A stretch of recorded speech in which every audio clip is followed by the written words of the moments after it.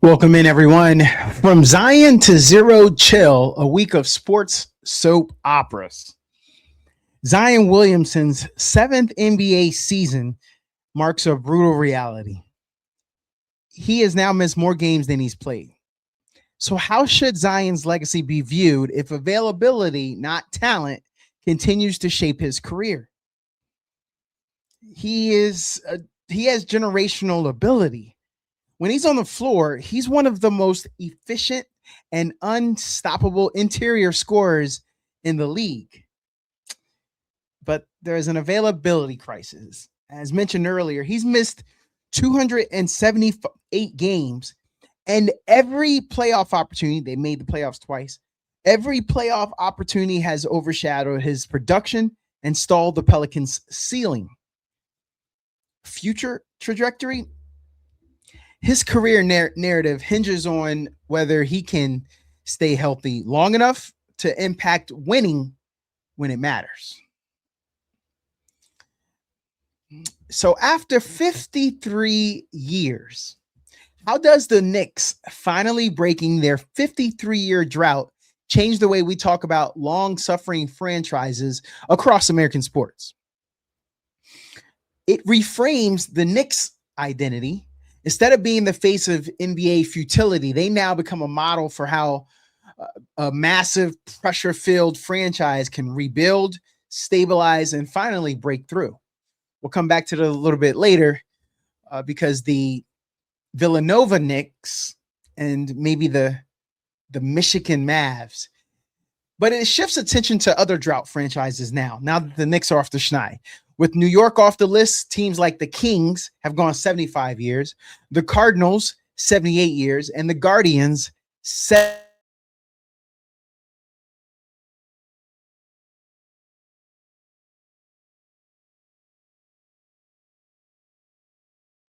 alignment, coaching, roster continuity, front office stability, and cultural buy-in all mattered before you start going down the path of star chasing or worrying about market size. How should we weigh team success versus individual dominance when ranking the greatest players in NBA history? Team success matters most. Basketball is ultimately about winning championships. It's just how it is. If you didn't know that before you went in, you probably don't know the game and how the game is viewed. Players who consistently elevate their teams to titles deserve extra credit. Yes. Havlicek's 8 championships and his perfect finals record show that he was a major contributor to a dynasty, making team success the strongest measure of greatness. Although individual dominance carries more weight. Greatness is about how much a player separates himself from his peers. So Jordan's 5 MVPs, 10 scoring titles, and 6 finals MVPs demonstrates a level of dominance few players have ever reached. So championships matter, but individual success is the best way to compare players across different eras and team situations. If you want to take a balanced approach, neither championships nor individual awards should stand alone. Greatness should combine winning, statistics, awards, longevity, and impact on the game. Havlicek's team success and longevity are elite, while Jordan's individual achievements and winning make him the more complete all-time resume. But both deserve a place among the NBA's greatest legends. So, is John Havlicek the most underrated all-time great because he played before the social media megaphone era, or does Michael Jordan's resume make any greatest of all time conversation that doesn't include him feel like a comedy sketch? If Havlicek played today, he'd be a content machine. The man never stopped running. He averaged 20.8 points, 6.3 rebounds, 4.8 assists, and was basically the original I don't get tired meme. He led the league in minutes multiple times and played like someone who thought Gatorade was a performance-enhancing drug. In today's NBA, with player tracking cameras, advanced analytics, and TikTok edits, Hondo's motor alone would have had him trending every single night.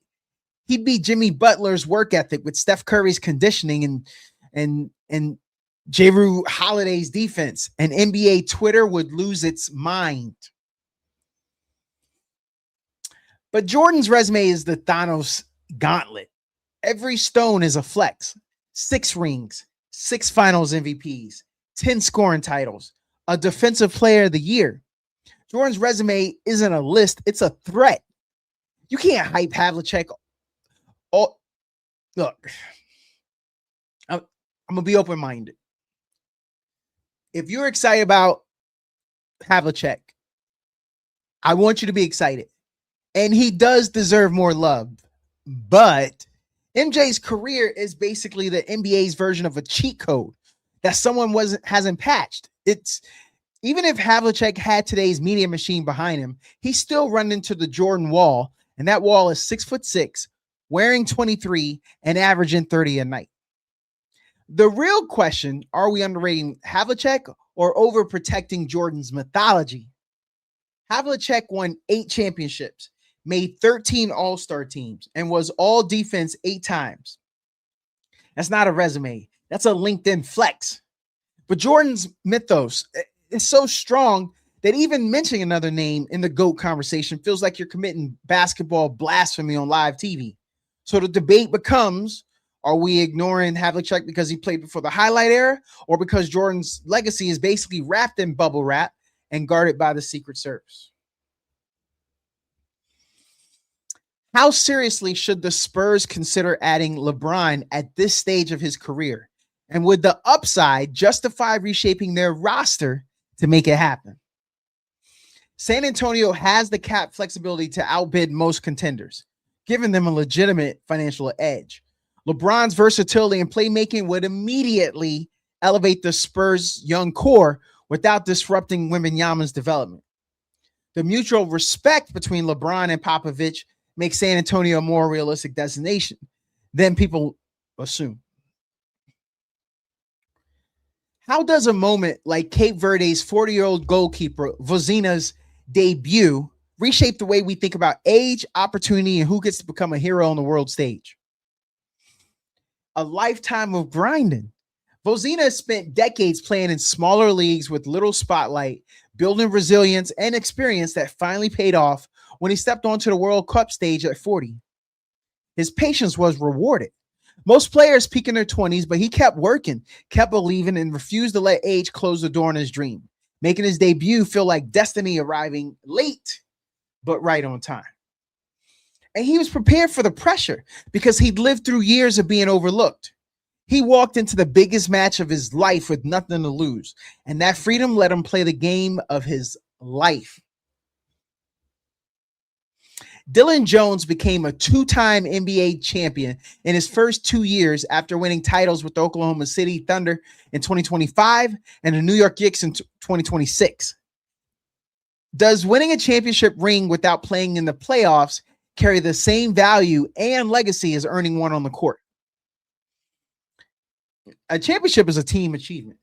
My answer, yes. Every player contributes during the season, practices, and preparation, helping the team reach the playoffs and ultimately winning the title. Playoff impact affects public perception. So fans and media often place more value on players who make key postseason contributions, even though all champions receive the same ring. Legacy versus official recognition. Dylan Jones is unquestionably a 2-time NBA champion, but discussions about his basketball legacy will likely focus on how much he contributed to these championship runs on the court. Was Rasheed Wallace an emotional wild card who left greatness on the table, or was he a modern stretch big, trapped in an NBA era that didn't know what to do with a 6'11" unicorn who could shoot, defend, and talk trash at an all-NBA level? If Rasheed played today, he'd be the patron saint of stretch fours, and TikTok would worship him. Sheed was hitting 36 to 37% from three before big men were even allowed to shoot without getting side-eyed from their coach. He had the skill set of a modern all-star, switchable defense, post scoring, pick and pop range, and IQ that made the 2004 Pistons defense look like a Navy SEAL operation. In 2026, he'd be a max contract analytics darling. He'd be a meme generating superstar, basically Draymond Green with a jumper and fewer podcasts. But the man also set the single season record for technicals, 41. That's not a stat. That's a lifestyle. He didn't just get teed up. He collected texts like Pokemon cards. Refs treated him like he was personally responsible for their student loans. Did it cost him? Absolutely. There were nights where he was the best player on the floor and nights where he was the best player in the locker room because he'd already been ejected. That volatility kept him from stacking all NBA teams the way his talent said he should. The truth is, she didn't underachieve. The league understood him. But they understood him in a failure type of way. He averaged 16.7 points and 6.7 rebounds, elite defense, and was the missing piece that turned Detroit from tough out to championship problem. But he played in the era that wanted big men to post up, shut up, and never shoot threes. Sheed was a prototype, and prototypes don't get appreciated until the league catches up. If he came along today, we'd be arguing whether he's a top 20 player, not whether he underachieved. If Layla Ali and Christy Martin were two of the biggest stars in women's boxing at the same time, was their super fight doomed by weight classes and business politics, or did someone in the boxing ecosystem fumble the bag so hard it probably should be studied in a museum? I mean, the timeline was wide open. This fight had more overlap than a Venn diagram. Ali's career was from 2000 to 2007. Martin's prime was the 1990s through mid-2000s. Still relevant into 2009 to 2010. They shared 7 full years where this fight could have been made. This wasn't a scheduling issue. This was boxing doing what boxing does best, taking a perfectly good idea and treating it like it's allergic to money. The size difference was the real villain, though. This wasn't a fight. It was a physics problem. Christy Martin fought around 147 pounds. Layla Ali lived in the 168 to 175 neighborhood. That's not a weight gap. That's a Zillow listing. Asking Martin to move up that far, that's like asking a Prius to drag race a Hellcat. And Ali coming down, that ain't happening. She had the leverage, the star power, and the genetics of a heavyweight superhero. But if we're assigning blame, it's a group project, and everyone deserves a C-. Promoters didn't push it. Networks didn't demand it. The weight classes didn't cooperate, and both fighters had zero incentive to blink first. Martin wanted the payday, but not the size disadvantage. Ali wanted the spotlight, but not the risk of losing to a smaller legend. So the fight died the way most great boxing matchups die, quietly, slowly, and with everyone pretending it was never realistic in the first place. Yo, the Pittsburgh Steelers are catching heat from NFL executives for their draft strategy surrounding Mekhi Lemon. Questioning, were they exploiting a tactic? He was on the phone when his name got called. Do you think the teams like the Steelers are innovating within the rules, or does using loopholes in the draft process hurt the integrity of the NFL? I mean, I don't have a problem with it. The NFL is too competitive to expect teams not to use every legal angle possible. If other executives are upset, that sounds like less of an ethics issue and more like frustration that they didn't think of it first. With teams making bold moves, fan bases melting down, and analysts screaming overreaction every 5 minutes, how do we actually tell which offseason storylines are real warning signs and which ones are just June hysteria dressed up as football analysis?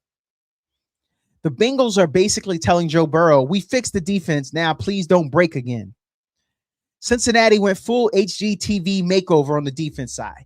Dexter Lawrence II, Boye Mafe, Brian Cook, Cassius Howell, Takario Davis. They basically bought an entire new unit at Costco, and the numbers don't lie.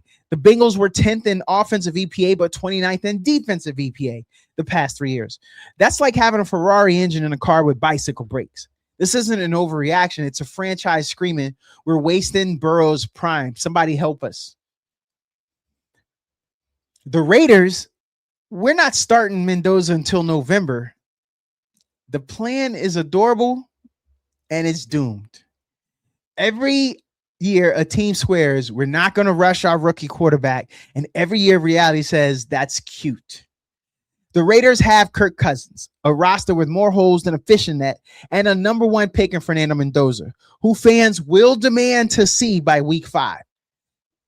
Look, it's not an overreaction. It's NFL history. If Cousins sneezes wrong, Aiden O'Connell might start before Mendoza does, but by Halloween, nah. That Mendoza jersey is getting game day sweat on it. All right. The Vikings quarterback room is basically a reality show waiting to happen. JJ McCarthy versus Kyler Murray is the quarterback version of The Bachelor. 2 guys competing for 1 rose, and neither is a perfect match. McCarthy has the draft pedigree, but not the production. Murray has the production, but not the consistency or the contract security. Minnesota's defense of McCarthy, it's not an overreaction. It's survival. He's under contract in 2026. Murray isn't. And the Vikings know their best case scenario is McCarthy suddenly becoming the guy they thought they drafted. Until then, it's chaos with a playbook. All right, if you're the Washington Wizards and you finally have a chance to draft a true franchise-shifting talent, do you take the safer star or swing for the guy with the highest ceiling in the entire draft? AJ Dubonsa is the future MVP lottery ticket. You don't pass that up. So look, Peterson is polished, productive, and probably walks into the league as a 20-point scorer. But Dubonsa, that's the kid scouts whisper about like he's a Marvin origin story. 6'8", elite shot creation, 3-level scoring, NBA body at 18, and the kind of upside that makes GMs start clearing cap space in 2029. Yo, Stephen A. Smith said earlier that it's the right move. He's basically saying, Washington, for once in your life, stop being boring. And they did. Peterson is the better player today, but Dubonsa might be the better player for the next decade. This is the classic draft dilemma. Do you want the guy who's ready now or the guy who might be a top 5 player in the league if everything hits? Peterson is the cleaner prospect, elite guard skills, NBA-ready frame, proven production, but wings with Dubonsa's tools are the currency of the modern NBA. You don't win titles without one. Washington finally drafted for championship upside, not respectable 38-win upside. The Wizards finally acted like a team that wants to matter. For years, Washington drafted like they were ordering off the safe choices menu. This time, they went full Gordon Ramsay. Bold, risky, and aiming for Michelin stars. Dubonsa gives them a face of the franchise, a marketing engine, and a player who could actually make free agents say, yeah, I play with that dude. Peterson will be great, but Dubonsa gives Washington something they haven't had since John Wall, and that's hope with teeth. If the Celtics really consider moving Jaylen Brown after winning at the highest levels, are we watching smart roster evolution or the NBA's version of breaking up a band right after they drop a platinum album? Jaylen Brown is the only guy in the league who could drop 30 and still get told he's the problem. This is classic Celtics discourse. The man wins Eastern Conference Finals MVP, signs a Supermax, plays elite two-way basketball, and somehow the conversation becomes, yeah, but what if we traded him for a big who could pass? Nah. Yo, Boston has to trade him. I agree with Stephen A. Smith, but the numbers say otherwise. Brown averaged 23 plus points on elite efficiency. He defended the opponent's best wing and was the physical engine of their playoff runs. Trading him now would be like firing your chef because the restaurant finally got a Michelin star. Don't do it. The real issue isn't Jaylen. It's the NBA's obsession with one ball narratives. People act like Tatum and Brown are fighting over the last slice of pizza. They're not. They've coexisted to produce one of the league's best offenses and top tier defense for years. The Celtics' problem has never been two wings who can score. It's been injuries, depth, and occasionally forgetting that passing is legal. If anything, Brown's downhill pressure and physicality are what make Boston matchup proof. Trading him solves a problem that doesn't exist. If Boston trades Jalen, they better get a haul that makes Danny Ainge blush, basically, because you don't move a 27-year-old all-NBA wing unless you got a franchise-altering return. We're talking multiple picks, a blue-chip young player, and the starter, not some Jared Allen and vibes package. And here's the kicker. Teams don't trade elite wings. They hoard them like gold. If Boston pulls the trigger, they're betting their entire championship window on the idea that the grass is greener. And history says that grass is usually AstroTurf. When Folarin Balogun exploding onto the World Cup stage and Europe's biggest clubs circling like buzzards, is this the moment the United States men's national team finally has a striker who forces the world to take American soccer seriously? Yo, Balogun isn't just scoring. He's rewriting the U.S. men's national team striker job description. Look, when your goalkeeper is taping his thumbs like he's about to catch a Nolan Ryan fastball, you know the guy is hitting different. Balogun has 2 goals, a forced own goal, and 2 man of the match awards in 2 games. That's not a hot streak. That's a takeover. He scores one more. He ties Landon Donovan for the most U.S. goals in a modern World Cup. And the best part, he's not just poaching, he's pressing, tracking back, and doing the dirty work like he's auditioning for a construction job in Philly. Yo, Europe is hovering, as I said. They're watching like he's the latest PS5 on Black Friday. Look, AS Monaco is already fielding calls from Premier League clubs, and you know what that means. Balogun has officially entered the your agent doesn't sleep anymore phase of his career. This is what happens when you show up at a World Cup and look like you belong in the same conversation as Messi, Mbappe, and Haaland. Even if he jokes that watching them score every game is annoying, the man is 23, scoring in bunches, and proving he can be inevitable too. The U.S. men's national team finally has a striker who scares people, and that changes everything. Balogun isn't waiting for service. He's creating chaos. He's winning tackles, bullying center backs, and making defenders look like they're buffering. Weston McKennie said he's putting his body on the line. Pulisic called him insane. And even Pochettino, who avoids praising individuals like it's a tax audit, slipped and said Balogun was amazing. When your coach breaks character to hype you up, you're cooking. And the U.S. knows. As the stakes rise, so does the weight on Balogun's shoulders. And he's out here saying he enjoys the pressure. With so many young stars up for massive extensions, from CJ Stroud to Jahmyr Gibbs to Devin Witherspoon, how should teams balance paying early to lock in their core versus waiting and risking the price skyrocketing? The AFC is becoming a pay early or pay painfully later conference. Teams like Houston and Detroit are staring at the same dilemma. Stroud and Gibbs are already outperforming their rookie deals. And every month they wait, the market moves.